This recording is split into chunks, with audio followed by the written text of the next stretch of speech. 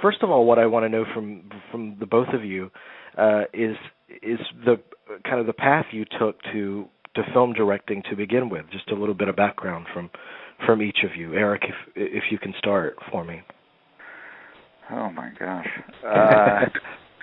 The path I took, I went to Art Center, College of Design, and I studied advertising there, but also took a lot of film.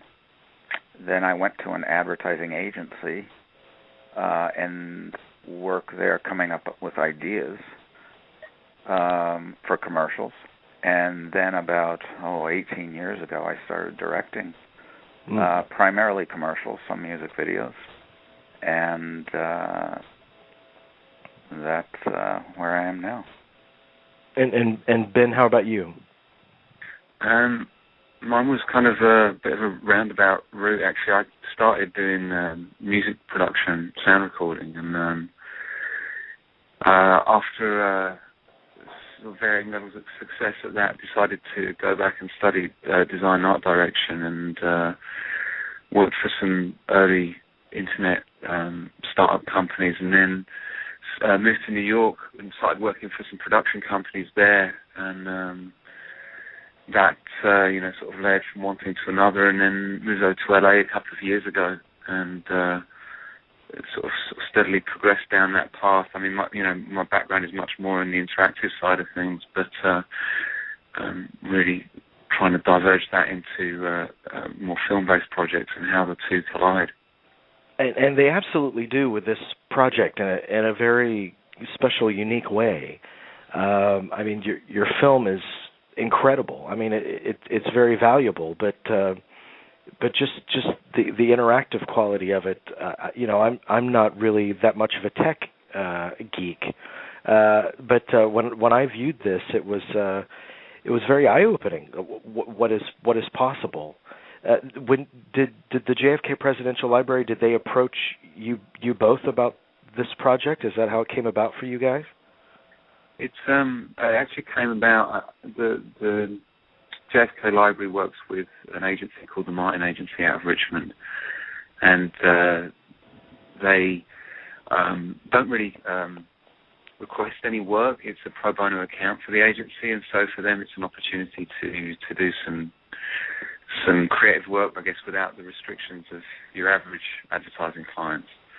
And I worked with them on a project that commemorated the Apollo 11 40th anniversary. That was about 3 years ago now.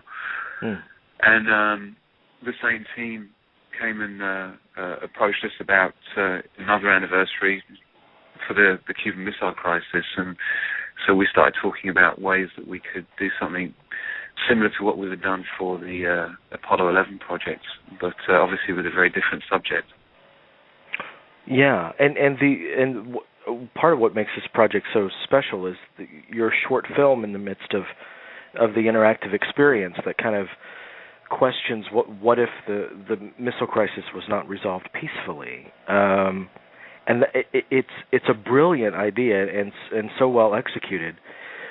But tell me some of the kind of the potential pitfalls of following such an idea, because I would think that tonally it had to have been very delicate to accomplish. Oh, absolutely, yeah, absolutely. And I mean, I think there's obviously a lot of sensitivity around just how you approach something like that, because you've got to be wary of, we're talking about JFK's legacy, and we obviously don't want to try and suggest that he might have done something differently and put I guess, an element of the blame on him. So we were looking for ways for that story to take a different path through events that aren't directly related to an individual's decision, but more to do with a change in circumstances forcing a different set of decisions to be made. And that's where the idea about the cloud cover and the missiles being discovered a week later comes from. The idea that the Cuban Missile Crisis was condensed into a shorter period of time, that the pressure behind making those decisions, and also there's a lot of evidence that goes to proves to the point that many of the people involved in negotiations were were very much focused on military action for the early part of the crisis. So the thought being, if you were to condense that time period, there's a much higher probability that they would have taken some military action. Yeah. I'm sorry. Hang on, real. Okay, I have someone at my door with a leaf blower. It never fails that they start blowing leaves as soon as I start my interview. So, but in terms of directing the actors, Erich, if you can speak to this, I mean, it feels so very authentic. I mean, it feels like it's seamless with the actual documentary aspect of the project. What was that process like, directing the actors? You know, Ben and I talked about this a lot through the casting, and when we were working with them, as actors, we sort of had a limited budget to do what we wanted to do. We wanted to make the most out of it. We ended up going to some locations near LA, and then comping in the backgrounds and a lot of things. But what we did with the talent is we kind of developed these elaborate backstories for them. And we sort of briefed them on it, and it's been alluded to. We put a lot of thought, into what these backstories were, for each one of these individuals, and we sort of went back and forth on what the roles that we thought were interesting that these individuals could play.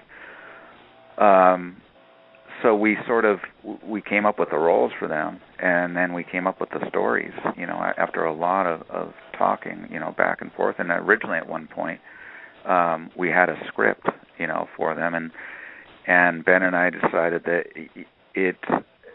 for this particular project, instead of having a script where they were going to do lines verbatim, word for word, was to just brief them with, a backstory, and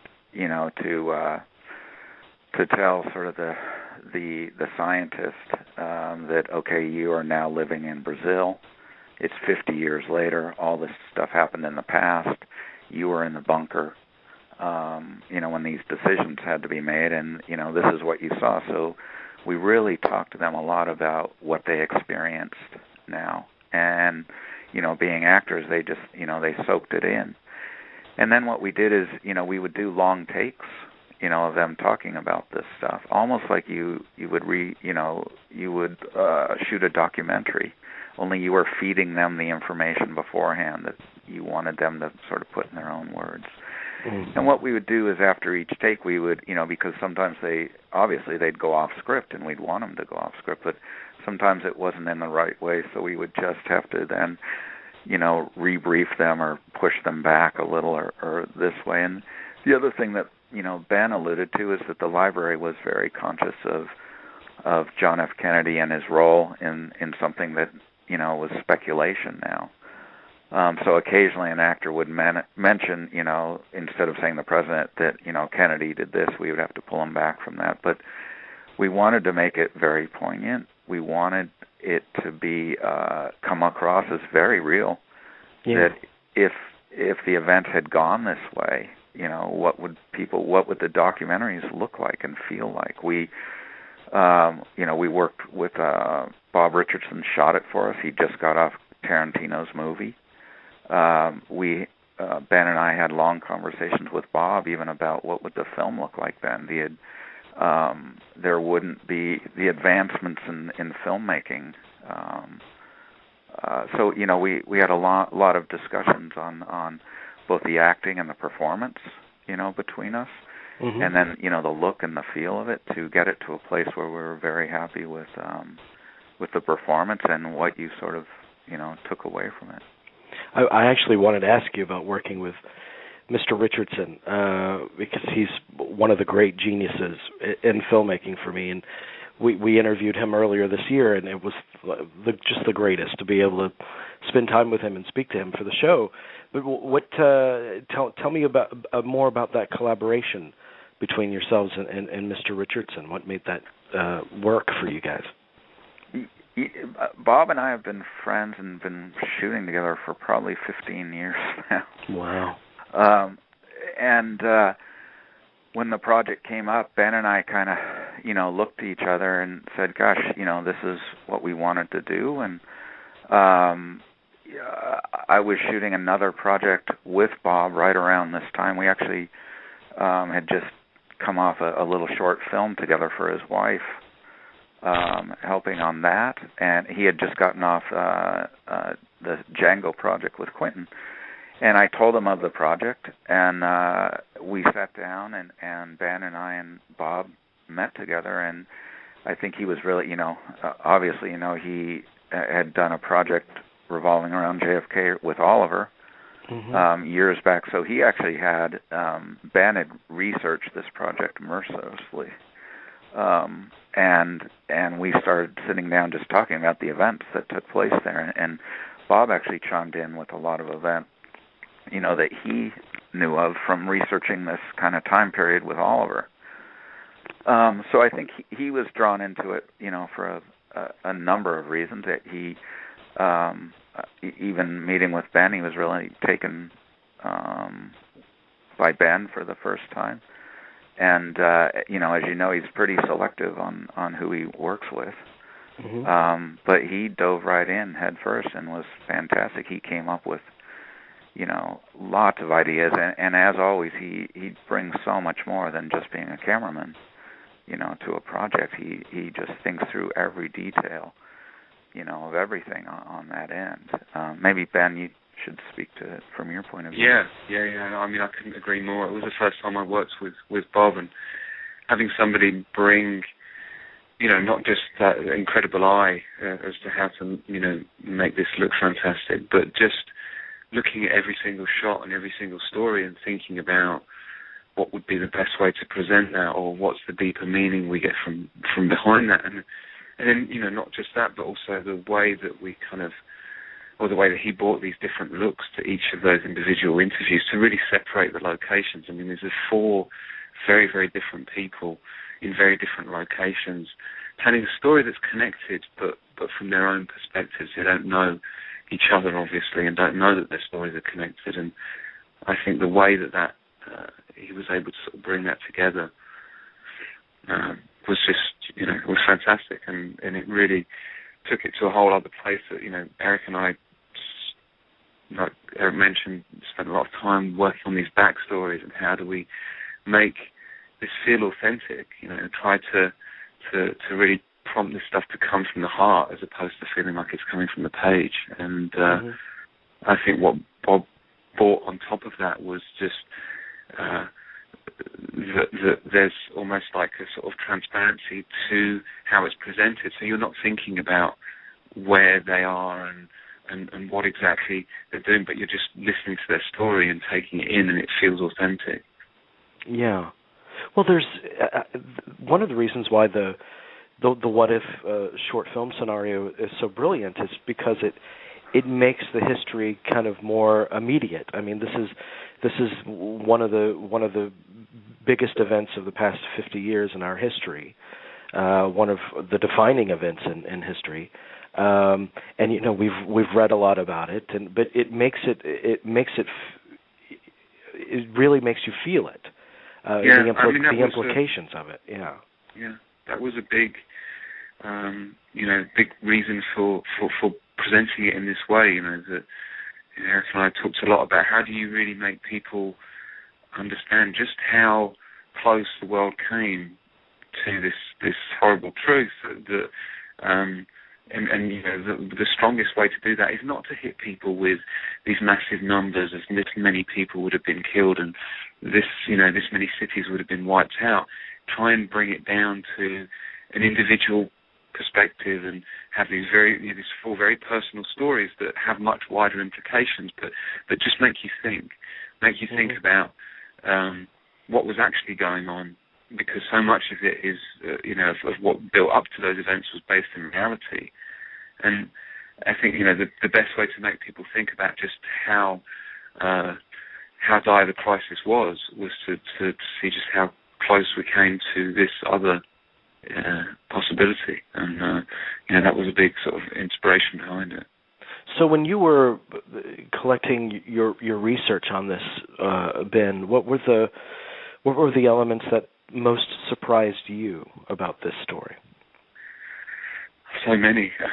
I mean, I knew a little bit about the crisis as something that I actually, when I was in school, my dad had helped me write a paper on it. So and it was a subject he was really interested in. So I knew had a little bit of information there, but it's one of those things. The more you start digging, the more information you uncover, and almost the more harrowing the story becomes. You think you know just how close it came, and then you uncover this other piece of information. And I mean, we were fortunate to speak to and involve some people in the project who had a tremendous amount of experience and knowledge from very different perspectives. People like Sheldon Stern, who was one of the first historians to be given access to the XCOM tapes. And his insight of deciphering those tapes and the information that they revealed in terms of how they changed what people had actually thought happened during the Cuban Missile Crisis and what did happen on the U.S. side was essential in terms of how do we present this story, because obviously we want to try and get to the most accurate version of events as possible. But then the other piece of information that to do with just the fact that the US wasn't aware about the number of tactical nuclear weapons that were in Cuba, the fact that that they were planning for an invasion, and again this is based very much in where this what if scenario came from, was that at the time they weren't aware that there were these short-range tactical nukes that would have wiped out an invasion force, and that the control of releasing those weapons was in the hands of a few select generals who didn't necessarily have to communicate with Moscow. If they were under attack, they would have used these weapons, and obviously the rest just kind of speaks for itself. Well, there's also an incredible perspective that's included in the work, which is an interview with Khrushchev's son. Yeah. Which is remarkable. What was it like to nab that interview and hear that perspective? I mean, we were so excited, when we made contact with him and realized that this would be, potential, because being able to get the story from another perspective and not just focus purely on people on the US side giving their interpretation of events, to be able to actually hear firsthand from Nikita Khrushchev's son, who was of an age at that time where he was, not directly involved in the crisis, but very aware of what was going on and talking to his father and asking questions. And I think he was actually working the cruise missile program at the time. So he had a lot of very valuable information, and I think that really helped add some balance to the project. Yeah, it's remarkable. I mean, I still remember when that, we were driving in a car, I think to scout Ben to Palm Springs, and that, that information came back that he would do it, and literally we were almost sort of out of money, for the budget. It was like, I looked at Ben, I was like, we have to do this. Yeah. It's like, this is the opportunity of a lifetime to get his perspective. Absolutely. And what did you get a sense that he kind of relished the opportunity to set the record straight on his father's part of this legacy? Or? Yeah, I think there's definitely an element of that he's very willing to talk about the events and talk about his father. And I think what's interesting is that the history on the Russian side has been, I don't know if suppressed is quite the right word, but the story is not one that is necessarily brought up all that often, and certainly his father's legacy was very much removed from many historical records in terms of the handling of the crisis. And I think there's a certain element of that that's very unfair, because especially when you look at what the actual outcome was, the fact that he kept this removal of the missiles in Turkey a secret. Many people believe that they backed down, but in a lot of ways, Khrushchev actually got exactly what he wanted. He got the US to agree not to invade Cuba, and he got them to remove their missiles from Turkey. So, in a way, it was extremely successful from his perspective, but for the rest of the world, it's seen as if that they've failed and that they've had to back down. And I think he was very willing to sort of present the other side of the story, which is that there was actually many aspects of that aren't seen in the West and aren't seen in many other history texts about the crisis. And I think finally, very recently, he was saying that they actually were now using the installation of those missiles in Cuba as a great example of a huge success from a very covert military operation, because they nearly got away with it. They nearly got those missiles in there and in complete secrecy without anybody discovering them. And if it hadn't been for that one U-2 flight. Yeah. Wow. So Erich, tell me or tell our listeners how they can access this remarkable content. Do they go to cloudsovercuba.com? Is that the website that they visit? Or? Yes, that's exactly it. If you just type in cloudsovercuba.com. Okay. And they can view it on any number of devices, their smartphone and on and on. Any mobile device will work as with their PC, their home computer. Wow, it's amazing. All the technology is incredible, and I would imagine just tremendous opportunities and tools for filmmakers like you guys. It must be a very exciting kind of era for that kind of stuff. Oh, I tell you, I mean, the more I look at stuff that we can do like this. I was sitting in an edit for something else the other day, Ben. I forgot to tell you this, and Bob Richardson. We were talking about a totally different project, and Bob said, "Wow, that stuff that we did for the JFK Library would pertain to this project, which was not a documentary, but just the way that you can tell a story, and then if people want to dive in for more information or get deeper in or find out something else along the way about it, it's a pretty amazing way to present something, that you can have this beautiful storyline that was very very visual and very filmic. But then you could break away from it if you want, or after viewing it, you could go back at certain points and look at things. I guess it's a changing world in entertainment and information. Well, absolutely, and it makes it kind of, it's a more engaging format for the younger generation to learn this history that they all need to know. Oh yeah, there's even, and Ben, you should probably speak about this more. There's a way that you could get on your phone. You could get messages along the way. You want to? Yeah. Actually, that's glad you brought that up. We implemented a really nice. It's kind of like a second screen experience. So, because the site itself is ideally viewed on a slightly larger screen, so we've optimized it to work great on things like iPads and other tablets and laptops and desktops.